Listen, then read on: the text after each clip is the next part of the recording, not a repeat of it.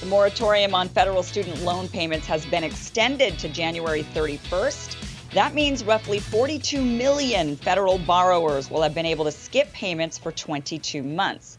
So is canceling student debt entirely next? Executive editor of the American Prospect, David Dayen, joins us now to discuss. Well, inquiring minds want to know, David, is this next?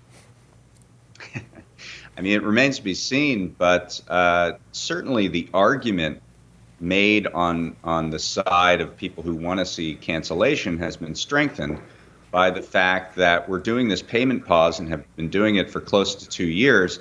And it's the exact same part of the federal statute that allows you to do that, also would allow you to cancel the loans. So, I mean, people certainly can compartmentalize, but there's effectively no difference between asserting the authority under the Higher Education Act to pause payments and asserting that same authority to cancel a portion of the debt. So certainly that I expect is an argument that will be made by the people who want to see cancellation.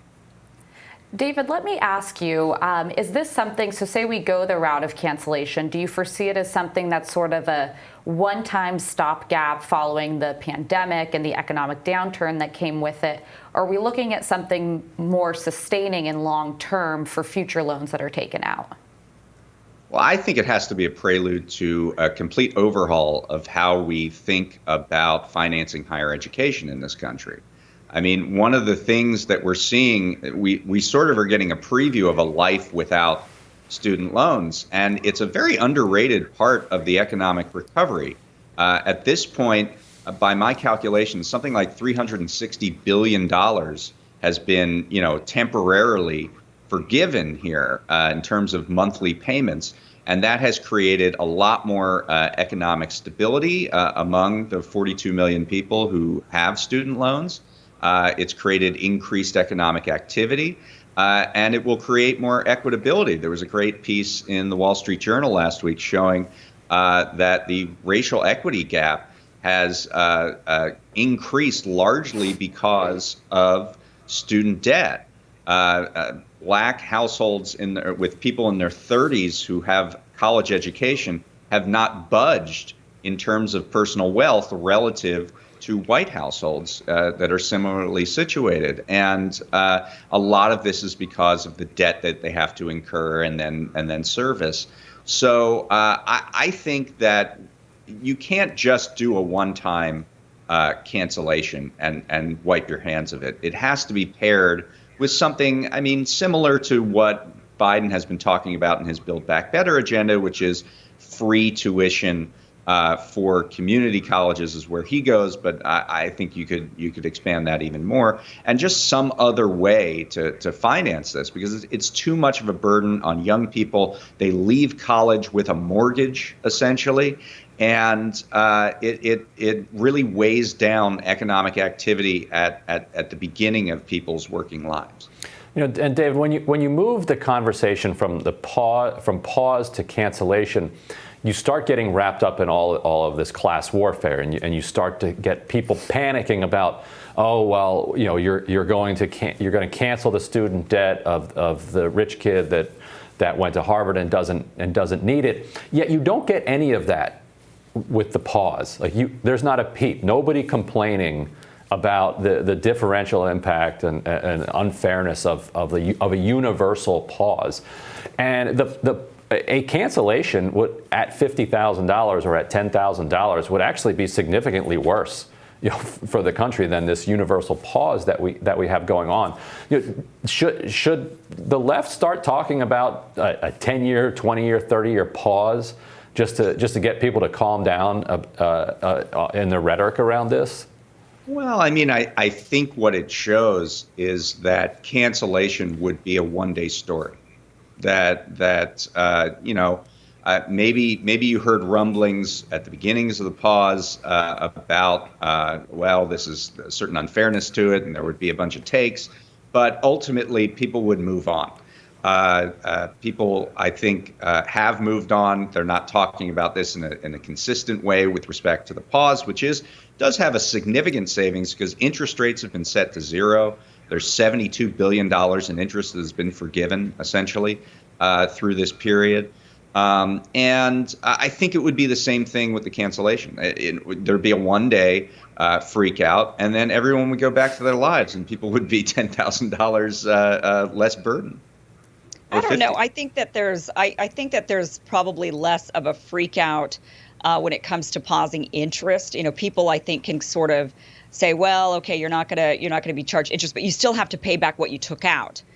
So I don't know if it would cause. I do agree with Ryan in that this isn't causing that freak out, and I think potentially the optics of a handout. Now, I'm all in favor of forgiving student loan debt. I think it's absolutely in the best interest of the country and economic growth. And on top of that, expanding free college for all state schools, 4-year degrees and beyond, even if it's a state school for sure. But just I think that would be absolutely beneficial for economics and for the people and middle class, all of that. But I do think that the optics of forgiving student loans causes people to just say, wow, well, you're getting a handout and I'm not paying for your education, even though it benefits them ultimately having an educated society.